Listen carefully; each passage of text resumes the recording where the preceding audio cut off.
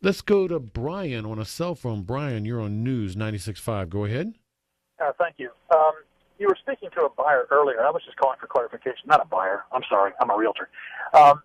You were speaking to a caller about liens on their home. Right. And you were talking about how the home is protected from creditors. Yes.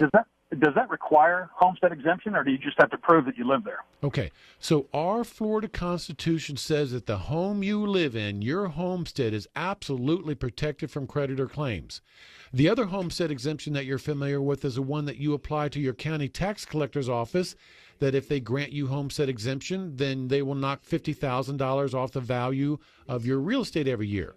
They do not necessarily go hand in hand. So in theory, you could not have homestead for your real estate tax purposes, but still have homestead under the Florida Constitution. But most people have both. Brian, does that answer your question for you? Yes, it does. Okay, very good. Thanks. So, Brian, here's one example. For example, if you moved into a new home today, well, you're not going to get homestead exemption for real estate tax purposes until 2014. So it may be your homestead today for constitutional protection from creditor claims.